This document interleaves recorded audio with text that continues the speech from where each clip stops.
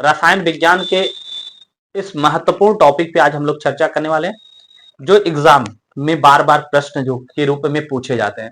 तो आज हम लोग जो टॉपिक है रसायन विज्ञान के, जो पहला टॉपिक है विलयन, विलयन के जो सवाल परीक्षा में पूछे जाते हैं उन सवालों पे आज हम लोग चर्चा करने वाले हैं, जो बार बार रिपीटेड होते हैं। तो इसमें सबसे पहले हमें ऐसे प्रश्नों को ध्यान में रखना है जो बार बार पूछे जाते हैं। तो इसमें सबसे पहले महत्वपूर्ण जो प्रश्न है उसको हम लिखते हैं, और ये पहला प्रश्न है कि जल में यूरिया, जल में यूरिया, ठीक है ना। अब देखिए क्या कह रहा है कि जल में यूरिया का 1 विलियन, का 1 विलियन विलियन भारानुसार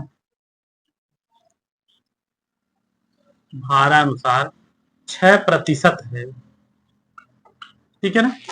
ये क्या कह रहा है कि जल में यूरिया जो मिलाई गई है वो भारानुसार कितना मिलाया गया है, 6% मिलाया गया है, ठीक है ना, मिलाया गया है। यानी कि जल में यूरिया का 1 विलियन भारानुसार 6% है, ठीक है ना। ये कह रहा है कि विलियन में यूरिया, ठीक है ना, आगे है विलियन में यूरिया तथा जल H2O, ठीक है, जल के मोल प्रभाज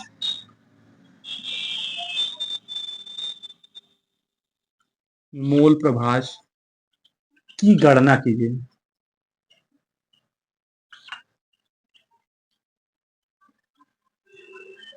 ठीक है। ये जो है प्रश्न क्या कह रहा है कि जल है, उस जल में यूरिया 6% उपस्थित है, और इस यूरिया को जो 6% भारानुसार है, तो फिर कह रहा है कि विलयन में यूरिया तथा जल के मोल प्रभाज की गणना कीजिए, ठीक है ना। किसकी गणना करने के लिए कह रहा है, जल की और यूरिया के मोल प्रभाज की गणना करने के लिए कह रहा है, ठीक है। तो इसमें हम लोग सॉल्व करते हैं। देखिए ये हमारे पास है सॉल्यूशन, ठीक है ना, और इसको हम बोलते हैं हल। पहली बात तो एक चीज ध्यान रखना है कि यूरिया का सूत्र क्या होता है। तो देखिए यूरिया, ठीक है ना, इसको हम बोलते हैं NH2CO NH2, ठीक है ना। ये यूरिया का सूत्र हो गया, ठीक है ना, ये चीज आपको ध्यान में रखना है। दूसरी चीज यहाँ जल का सूत्र निकाल लीजिए, तो जल का सूत्र हो जाएगा H2O हो जाएगा, ठीक है ना। तो ये हो गया यूरिया और ये हो गया जल का सूत्र हो गया। अब कह रहा है क्या चीज कि जल में यूरिया का 1 विलियन भारानुसार 6% है। अब देखिए इसमें दिया हुआ प्रतिशत मात्रा दी है, ठीक है ना, क्या दिया है, प्रतिशत मात्रा दिया है। तो इसमें एक चीज ध्यान में रखना है कि जैसे मान लीजिए हमारे पास परसेंटेज की जब बात कर रहा है तो टोटल परसेंट कुल कितना हमारे पास है, 100%। कोई भी जो होगा वो कितने का होगा, 100% होगा, जिसमें से हमें कितना है, 6% यूरिया है। यानी कि अगर टोटल हम 100% मान लेते हैं तो उसमें से 6% जो है, यानी कि 6% जो है वो क्या है, यूरिया है, ठीक है ना। अगर हम यूरिया को निकाल दें तो शेष बचेगा कितना, 94%, ठीक है ना। तो ये जो 94% क्या है, ठीक है ना, ये कुल कह सकते हैं, कुल मात्रा, ठीक है ना, ये हो गया कुल मात्रा, ये हो गया 100%। इसमें से यूरिया कितना हो गया हमारे पास 6%, यानी कि 6% जो है यूरिया हो गया। इसको हम लिख देते हैं यूरिया, ठीक है ना। और ये जो हो गया ये क्या हो गया, जल, ठीक है ना। ये चीज हमें पता चल गई कि कुल परसेंटेज हमारा जो है वो 100% है, जिसमें से 6% यूरिया है और 94% जो है वो क्या है, जल है, ठीक है ना। अब इसी को जो यूरिया की कुल मात्रा, जैसे मान लिया बिलियन हमने टोटल माना है, तो टोटल कुल मात्रा कितने मान लिया है। अब हम मान लेते हैं, यहां लिख देते हैं माना की, ठीक है ना, माना की ये जो है मात्रा कुल 100 ग्राम रही होगी, कितने, यानी कि 1% बराबर 1 ग्राम अगर हम मान लेते हैं तो ये टोटल 100% बराबर 100 ग्राम हो जाएगा। तो इसमें से यूरिया का जो भार हो जाएगा वो कितना हो जाएगा, 6, ठीक है ना, यानी 6 ग्राम जो होगा यूरिया हो जाएगा। अब इसमें टोटल जब जल का निकालेंगे तो ये 94 ग्राम जो होगा वो क्या निकल के आ जाएगा, जल हमें पता चल जाएगा कि जल की मात्रा कितनी है यूरिया की, ठीक है ना। तो ये चीज आप देख सकते हैं। तो एक चीज ध्यान रखें, अब यहाँ हमें मिल सकता है क्या चीज, यूरिया का भार, यानी यूरिया का भार, ठीक है। तो अब देखिए यूरिया का भार पूछा तो 6% बराबर कितना हो गया, 6 ग्राम हो गया, ठीक है ना। तो यूरिया का जो भार निकल गया वो कितना हो गया, 6 ग्राम हो गया, ठीक है ना। कितना हो गया, 6 ग्राम। अब यहां पर एक चीज और देख सकते हैं, यूरिया इसको हम लिखते हैं अणुसूत्र के रूप में NH2CO, NH2, ठीक है ना, का अणुभार। अब इसको हम क्या कर सकते हैं, अणुभार निकाल लेंगे, ठीक है ना। क्योंकि देखिए भार तो हमें पता चल गया कि यूरिया का जो भार है वो कितने प्रतिशत है, वो 6% है। कितना है, 6% है। लेकिन हमें ध्यान में रखना है यूरिया का अणुसूत्र जो होता है, ठीक है ना, या अणुसूत्र से जो भार निकालेंगे वो निकल गया। तो यहाँ पर देखिए नाइट्रोजन एक यहाँ है, नाइट्रोजन एक यहाँ है। तो ये एक नाइट्रोजन का वेट जो होता है वो कितने का होता है, 14 ग्राम, यानी 2 हो गया प्लस, ठीक है ना। अब देखिए 2 हाइड्रोजन यहाँ है और ये 2 हाइड्रोजन यहाँ है, यानी 2 2 कितना हो गया, 4। तो 1 गुना कितना हो गया, 4, और प्लस एक और ध्यान रखिए सी, यानी कि कार्बन है, तो ये हो जाएगा कार्बन के लिए कितना, 12 हो जाएगा। और ये ऑक्सीजन है, इसके लिए कितना हो जाएगा, 16 हो जाएगा। अब इसको जब कैलकुलेट करेंगे तो देखिए ये क्या हो जाएगा, 2 दूना 4, ठीक है ना। देखिए ये हो गया कितना, 4 दूना 8, ठीक है ना, और 2 एक कम 2, तो कितना हो गया, 14 गुना 2 करेंगे 28 हो जाएगा, यानी 28 हो जाएगा। और प्लस 4 एक कम 4 हो गया, प्लस 12 एक कम 12, और 16 एक कम 16। इन सभी को जब कैलकुलेट करेंगे तो इसका जो भार निकल के आएगा, ठीक है ना, क्या निकल के आएगा, अणुभार निकल के आएगा। देखिए 8 4 12, ठीक है, देखिए 8 4 12, 12 2 14, 14 6 20 के कितना हो जाएगा, 0 हो जाएगा, 2, ठीक है ना, 2 1 ये 3 4 4 2 6, यानी इसका कुल भार जो निकल के आएगा अणुभार वो कितना हो जाएगा, 60 ग्राम हो जाएगा। यानी कि यूरिया का जो अणुसूत्र होता है उसका भार निकालेंगे तो टोटल निकल के आ जाता है 60 ग्राम, ठीक है ना। कितने को जाएगा, 60 का हो जाएगा। तो ये चीज आप इसको आसानी से देख सकते हैं, तो यहां से निकल जाएगा। इसके बाद देखिए दूसरा चीज हमें ध्यान में रखना, H2O यानी कि जल के लिए। तो देखिए जल यानी कि H2O का भार, तो इसका भार देखिए कितना दिया गया, क्योंकि प्रतिशत के अनुसार हमने कहा है तो परसेंट के अनुसार 94% हो गया जल, और इसमें से भार जब हमने निकाला है तो निकल गया कितने का, 94 ग्राम। तो ये जो जल का जो अणुभार निकल के कह सकते हैं जल का जो भार निकल के आया है वो कितने का हो गया, 94 ग्राम। कितने को हो गया, 94 ग्राम, 94 ग्राम जो है वो निकल गया। तो अब लिख सकते हैं का जल का अणुभार, ठीक है ना। अब यहां पर हम निकाल लेते हैं जल का अणुभार। अब देखिए यहां पर ऑक्सीजन जो है 1 है और हाइड्रोजन जो है 2 है, ठीक है ना। तो हाइड्रोजन को हम निकालेंगे 1 गुना 2 प्लस, ठीक है ना, 1 गुना 16, ठीक है ना, ये हो जाएगा।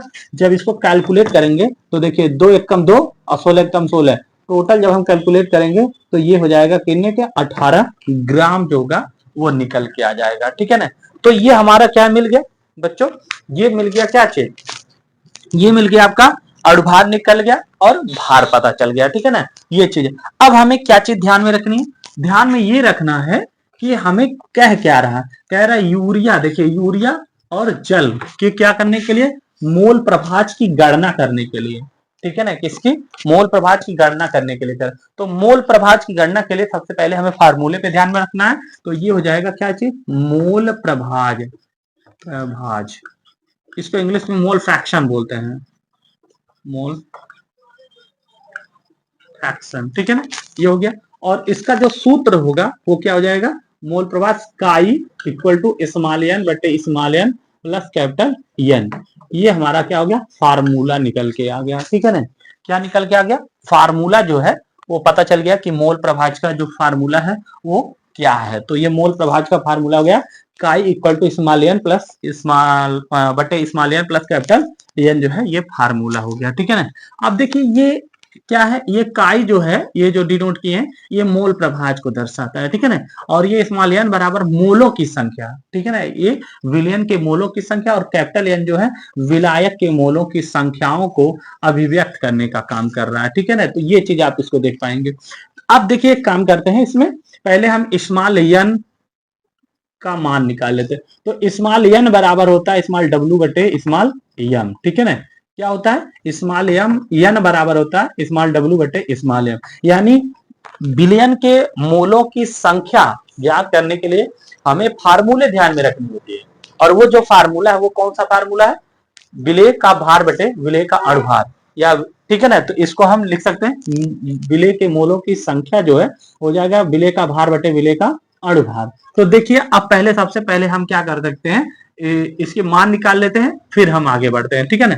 तो स्मॉल एन बराबर हो जाएगा, विलेय क्या है हमारा यूरिया, तो यूरिया को निकाल लेते हैं। तो यूरिया की मात्रा कितने की है, ये 6% है। तो यहां पर हम लिख सकते हैं यूरिया NH2CO NH2 यानी यूरिया के मोलों की संख्या,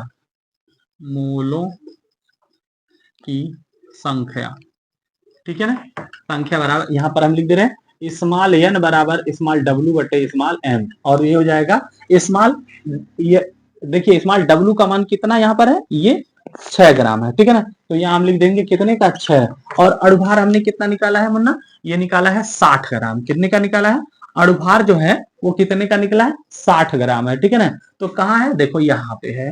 तो ये हो गया क्या चीज, 60 ग्राम, ठीक है ना। तो ये हो गया कितने का, स्मॉल एन का जो मान निकल गया हमारे पास, यानी कि स्मॉल डब्ल्यू बटे स्मॉल एम फार्मूला हमने जब लगाया तो हो गया 6 बटे कितने का, 60 का हो गया, ठीक है ना। कितना हो गया, 6 बटे 60। और इसको जब हम कैलकुलेट करेंगे, भाग देंगे, तो ये 0.1 आ जाएगा, ठीक है ना। कितना आ जाएगा, 0.1 मोल, ठीक है ना। क्या आ जाएगा, मोल निकल के आ जाएगा। तो ये चीज आप निकाल सकते हैं। उसके बाद दूसरा चीज हमें कैपिटल एन का मान निकालना, यानी क्या हो जाएगा, कैपिटल एन यानी कह सकते हैं विलायक का मोल प्रभाज, ठीक है ना, काई, ये हो जाएगा H2O, ठीक है ना। या इसको हम लिख सकते हैं कैपिटल एन बराबर, ठीक है ना। तो मोलों की संख्या है, देखिए यहाँ पर हमें एक बार पुनः थोड़ा सा ध्यान में रखना है कि विलायक के मोलों की संख्या जब निकालेंगे तो इसका जो वैल्यू हो जाएगा कैपिटल एन बटे small n plus capital N, ये हमारे पास क्या निकल गया, मोल प्रभाज का फार्मूला, ठीक है ना। और हमें निकालना क्या था, कैपिटल एन। तो कैपिटल एन बराबर यानी विलायक के मोलों की संख्या, यहाँ लिख देंगे विलायक के मोलों की संख्या, ठीक है ना। और ये हो जाएगा कैपिटल एन बराबर, ठीक है ना, कैपिटल डब्ल्यू बटे कैपिटल एम, ये हो जाएगा कैपिटल एन बराबर कैपिटल डब्ल्यू बटे कैपिटल एम हो जाएगा। अब देखो कैपिटल डब्ल्यू का जो मान है वो कितना है, 94, ठीक है ना। कितना है, 94 ग्राम है। तो यहाँ पे हम लिख दे रहे हैं 94, और इसका जो अणुभार है एम का मान कितना दिया, 18 दिया हुआ है। कितना दिया, 18 दिया हुआ है, ठीक है ना। अब इसको जब हम भाग देंगे तो एक वैल्यू निकल के आएगा, कितना निकल के आएगा, तो इसका जो मान निकल के आ जाएगा, कितने बार चला जाएगा, 18 5 90, यानी 5 दशमलव, ध्यान रखिए 5 दशमलव कितना निकल के आएगा, 2 मोल, ठीक है ना। कितना मान निकल गया, 5.22 मोल जो है वो प्राप्त हो जाएगा, ठीक है ना। तो ये चीज आप इसको ध्यान रखें। अब देखिए स्मॉल एन का, ठीक है ना, और ये जो कैपिटल एन है इसका मान, और ये स्मॉल एन का, दो मान निकल गया। अब हम क्या कर सकते हैं, दोनों के मानों की अगर हम बात करें तो इसमें हम रख सकते हैं क्या चीज। अब देखिए कह रहा है यूरिया के मोल प्रभाव, तो हम लिख लेंगे काई NH2CO NH2 फार्मूले पे रखेंगे, और स्मॉल एन बटे small n plus capital N, formula हो गया, ठीक है। और इसको स्मॉल एन का मान कितना दिया, 0.1 बटे, फिर देखो फार्मूले में क्या है, फिर 0.1 हम रख देंगे, और प्लस कैपिटल के एन का मान कितना है, 5.22, ठीक है ना। ये हो गया 5.22। अब इसको कैलकुलेट कर लेते हैं, तो हो जाएगा 0.1 बटे, ठीक है ना, ये कितना हो गया 5.32, ठीक है ना, ये वैल्यू हो गया। अब इसको कैलकुलेट करेंगे, यानी कि इसको गुणा भाग करेंगे, और गुणा भाग करने पर इसका जो वैल्यू आएगा, ये ठीक है ना, ये जो काटेंगे बिटेंगे तो ये हो जाएगा 0.0188, ठीक है ना। क्या हो जाएगा 0.188 जो है ये मोल जो होता है ये आपका निकल के आ जाएगा, किसका, यूरिया का मोल प्रभाज निकल के आ जाएगा। ठीक है ना, तो यहाँ पे हमें यूरिया का मिल गया। इसी तरह से हमें जल के लिए निकालेंगे, यानी जल का मोल प्रभाज, मोल प्रभाज। ठीक है ना, तो ये हो जाएगा फार्मूले के अनुसार। ठीक है ना, तो फार्मूला काई H2O इक्वल टू हो जाएगा कैपिटल एन बटे small n plus capital N, formula हो गया। अब इसका हम वैल्यू रख दे रहे हैं, तो ये हो जाएगा chi H2O equal to capital N बटे small n plus capital n. तो वैल्यू है कैपिटल एन का मान कितना है, देखिए यहाँ से आपने निकाला था, तो ये हो गया कितना का 5.22 बटे स्मॉल एन का मान कितना है 0.1 और कैपिटल एन का मान कितना है 5.22। ठीक है ना, ये ध्यान में रखना।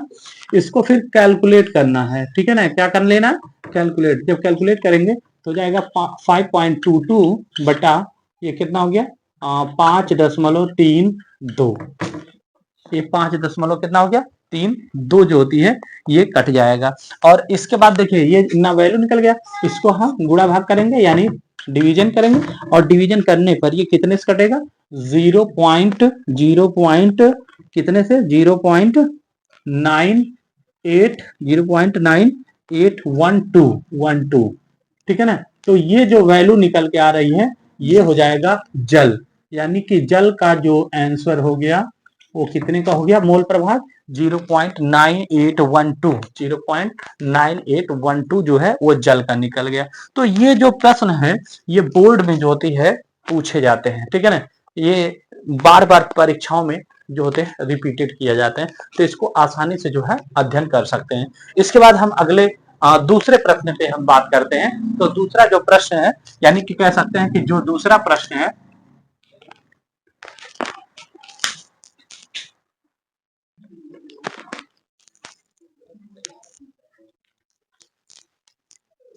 इसमें 3 ग्राम यूरिया को 100 ग्राम जल में ठीक है ना, कह रहा है 3 ग्राम यूरिया को 100 ग्राम जल में घोलने पर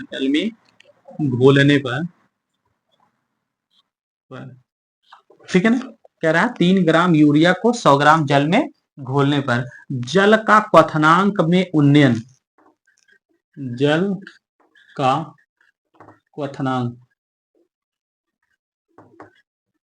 क्वथनांक में उन्नयन, ठीक है, जल में क्वथनांक उन्नयन की गणना कीजिए,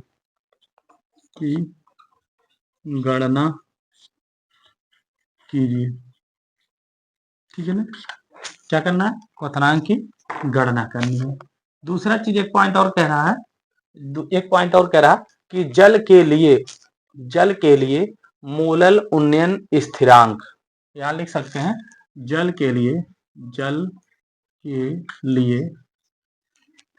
ठीक है ना, क्या कह रहा है जल के लिए मोलल उन्नयन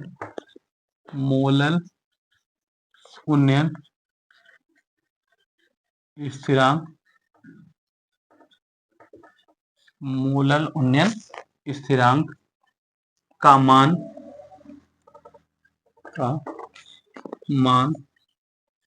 कितना है 0.52 केल्विन है। ठीक है ना, ये प्रश्न हो गया, यानी कि जो प्रश्न दिया गया है वो कहा है 3 ग्राम यूरिया को कितना 3 ग्राम यूरिया को 100 ग्राम जल में घोला गया है, और इसका जो क्वथनांक उन्नयन की गणना करने के लिए कह रहा है। ठीक है ना, और मोलल अवनमन स्थिरांक, ये आप कह सकते हैं मोलल उन्नयन स्थिरांक जो है उसका वैल्यू दिया है 0.5 केल्विन है। ठीक है ना, तो आइए इसमें हम बात करते हैं हल में। ठीक है ना, अब देखिए इसमें है यूरिया का भार दिया हुआ है, तो जाएगा यूरिया का भार ठीक है ना, तो यूरिया का भार कितना है 3 ग्राम है। ठीक है ना, और जल का जो है जल का जो भर है जल का भार जो है वो कितने का है 100 ग्राम। ठीक है ना, ये दे दिया 100 ग्राम, और इसको ज्ञात करने के लिए कह रहा है, यानी कि क्या चीज, मोलल उन्नयन स्थिरांक। इसको लिख सकते हैं मोलल उन्नयन स्थिरांक, यानी कि डेल टी बी बराबर क्वेश्चन मार्क। ठीक है ना, ये हमें ज्ञात करना है। उसके बाद जो है इसका जो वैल्यू है, कह रहा है मोलल उन्नयन। ठीक है ना, देखिए मोलल उन्नयन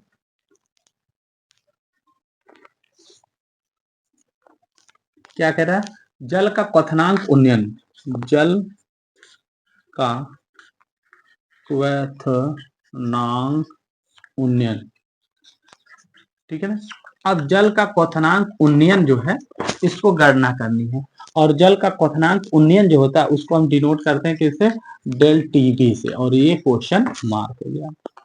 और फिर कह रहा है, देखिए ठीक है ना, अब जल का क्वथनांक उन्नयन डेल्टा टीबी को ज्ञात करना है, और एक वैल्यू और दे दिया है मोलल उन्नयन स्थिरांक का मान। यहां लिख सकते हैं मोलल उन्नयन स्थिरांक।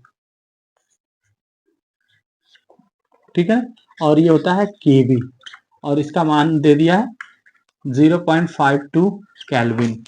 ये इतना वैल्यू दे दिया है। ठीक है ना, और इसका जो फार्मूला होता है ये होता है m इक्वल टू, ठीक है ना, 1000 गुणे के बी गुणे स्मॉल डब्ल्यू बटे डेल्टा टी बी गुणे क्या चीज, कैपिटल डब्ल्यू। ठीक है ना, ये हमारे क्या हो गया, फार्मूला हो गया। ठीक है ना, इस फार्मूले के अनुसार अगर हम बात करें, हमें ज्ञात क्या करना है, डेल टी बी। तो ये हो जाएगा, ठीक है ना, ओ आर ऐसे लगाएंगे, हो जाएगा delta T B equal to 1000, ठीक है ना, गुणे के बी गुणे स्मॉल डब्ल्यू बटे क्या चीज, एम इंटू कैपिटल डब्ल्यू। तो ये हमारा क्या हो गया, फार्मूला बन के तैयार हो गया। ठीक है ना, तो इस पे हम फार्मूले पे बात करते हैं। तो डेल्टा टीबी को ध्यान ज्ञात करना है, तो डेल्टा टीबी इक्वल हो जाएगा, ठीक है ना, फार्मूले में 1000 हो गया। केबी का मान देखिए दिया हुआ है, केबी का मान कितना है 0.52, ठीक है ना, और गुणे क्या, स्मॉल डब्ल्यू का भी मान दिया हुआ है, कितना दिया है, स्मॉल डब्ल्यू का मान 3 ग्राम दिया। ठीक, और क्या चीज है, देखिए एम है, एम अणुभार होता है, क्या होता है, अणुभार, और इसका वैल्यू जो है कितना है, यूरिया का अणुभार ज्ञात करना है। ठीक है ना, तो यूरिया का जो होता है यहाँ पर लिख दे रहे हैं,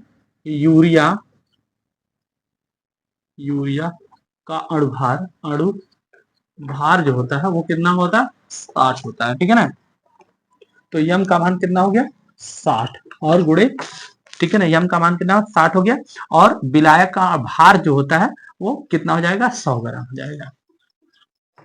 ये हो गया। अब इसको कैलकुलेट कर लीजिए। जब इसको आप कैलकुलेट करेंगे तो देखिए ये जीरो, ये तीनों जीरो जो होती है इसके साथ क्या होगी, कैंसल्ड हो जाएगा। ठीक है ना, अब बचेगा कितना, 1 गुणा 0.52 इंटू 3 बट्टा कितने का 6 का। ये हो गया, कैलकुलेट कर लीजिए।